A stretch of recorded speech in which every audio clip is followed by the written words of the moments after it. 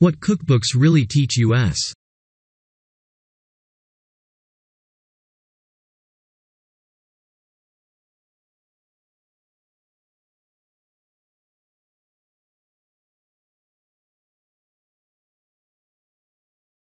Section A.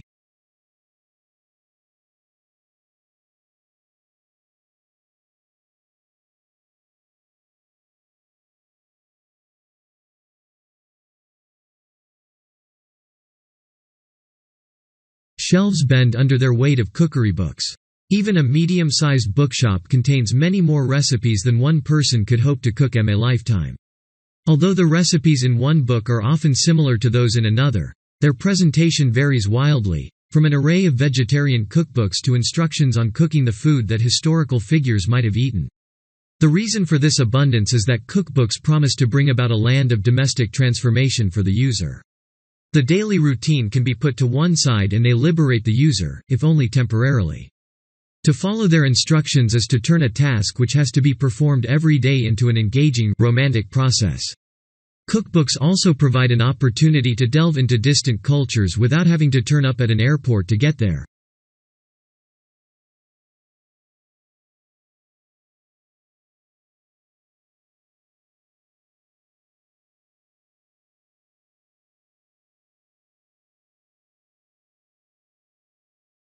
Section B.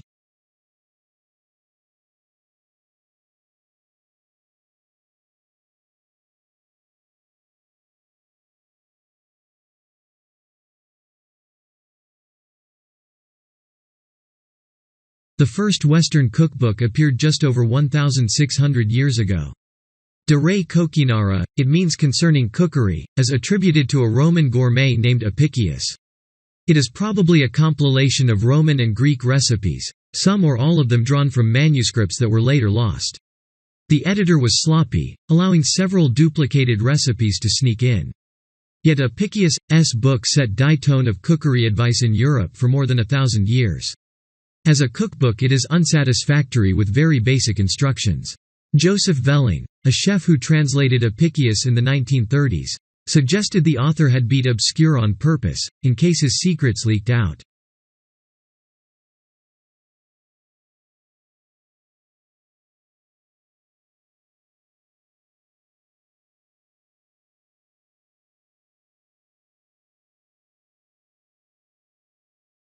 Section C.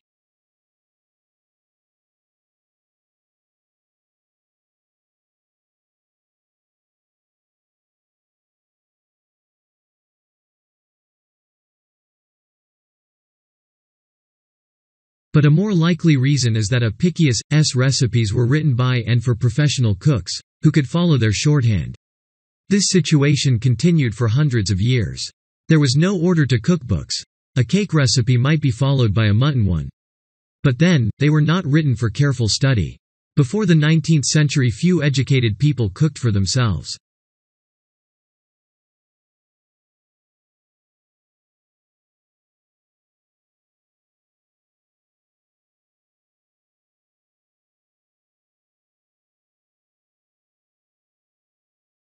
Section D.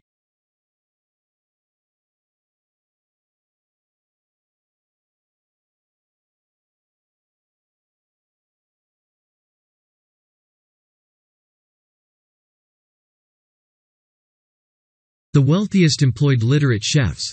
Others presumably read recipes to their servants. Such cooks would have been capable of creating dishes from the vaguest of instructions. The invention of printing might have been expected to lead to greater clarity, but at first the reverse was true. As words acquired commercial value, plagiarism exploded. Recipes were distorted through reproduction. A recipe for boiled capon in The Good Huswife's Jewel, printed in 1596, advised the cook to add 3 or 4 dates. By 1653, when the recipe was given by a DFF errant author in a book of fruits and flowers, the cook was told to set the dish aside for 3 or 4 days.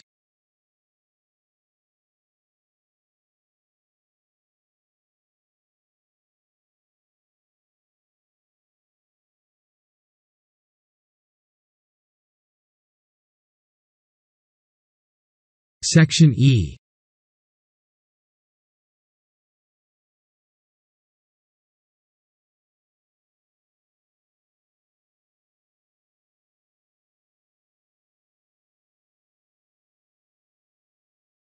The dominant theme in 16th and 17th century cookbooks was order.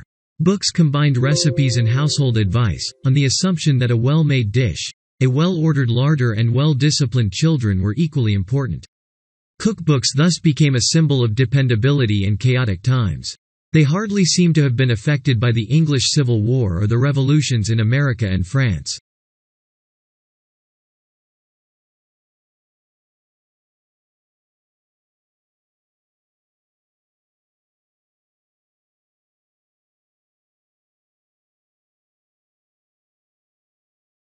Section F.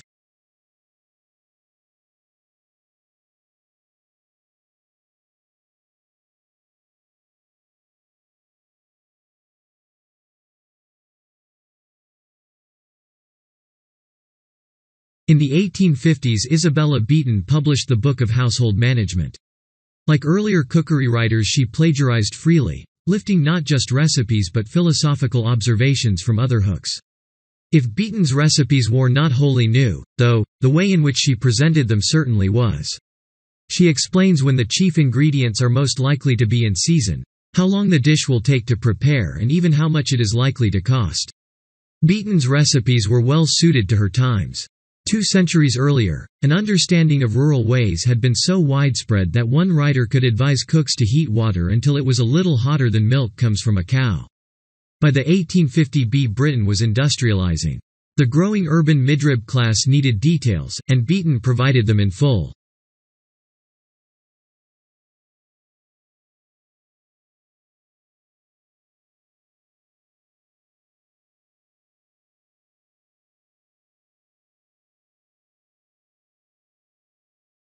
Section G.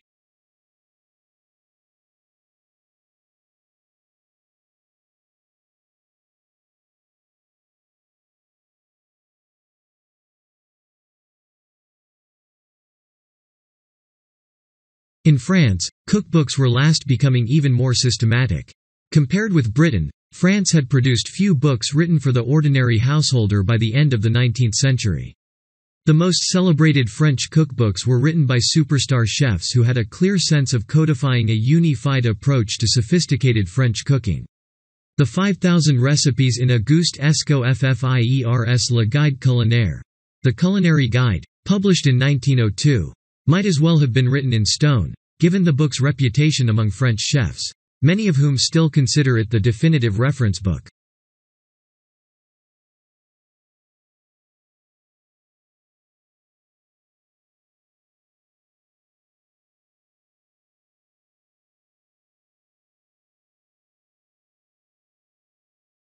Section H.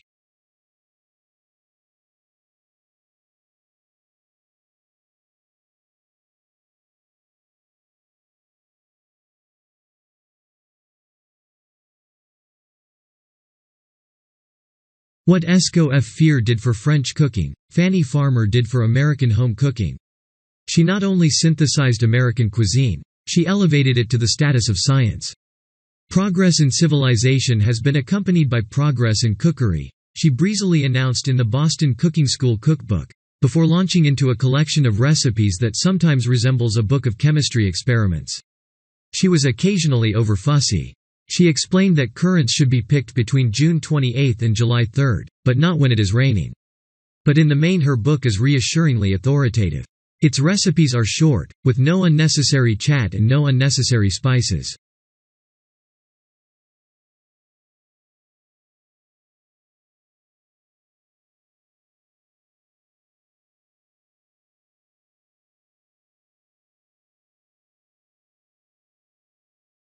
Section I.